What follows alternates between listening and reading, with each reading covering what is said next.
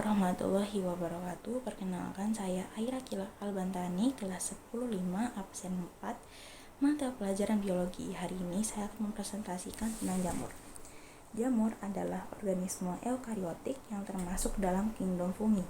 Mereka memiliki ciri khas yang membedakannya dari tumbuhan, hewan, dan protista lainnya. Berikut adalah beberapa aspek penting tentang jamur. Yang pertama adalah ciri-ciri jamur. Ciri-ciri yang pertama adalah eukariotik.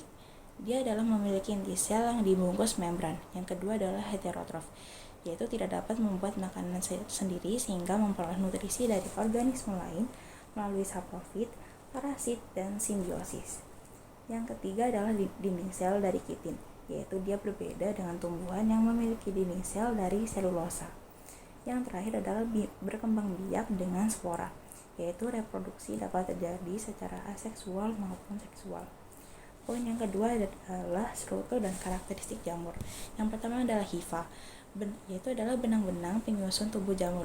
Yang kedua adalah miselium, yaitu adalah kumpulan hifa yang membentuk struktur seperti jaringan.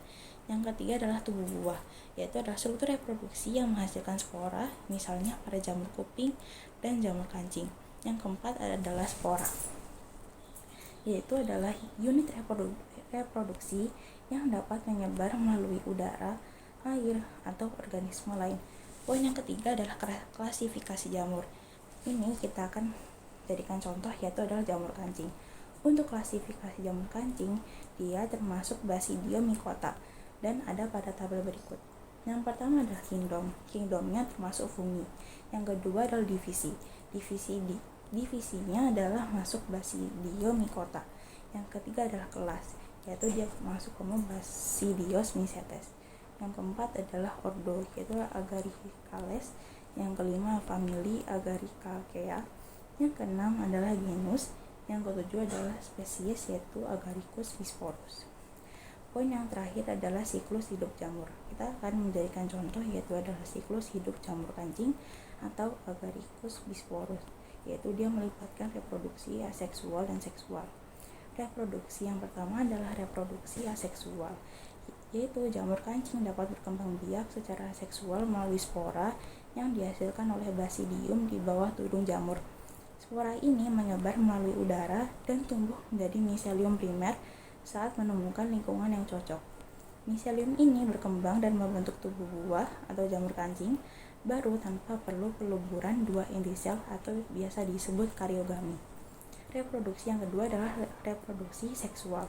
Reproduksi seksual terjadi ketika dua miselium primer yang kompatibel bertemu dan mengalami plasmogami, yaitu adalah penyatuan sitoplasma tanpa penyatuan inti. Ini membentuk miselium sekunder yang bersifat dikaryotik, yaitu adalah mengandung dua inti berbeda. Miselium sekunder berkembang menjadi tubuh buah. Dalam basidium terjadi karyogami, yaitu penyatuan inti, diikuti oleh meiosis yang menghasilkan spora haploid baru.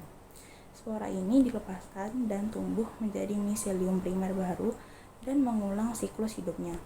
Jadi, jamur kancing dapat berkembang biak baik secara aseksual melalui spora maupun secara seksual melalui penyatuan miselium yang kompatibel. Sekian dari saya, kurang lebihnya mohon maaf apabila ada salah kata. Wassalamualaikum warahmatullahi wabarakatuh.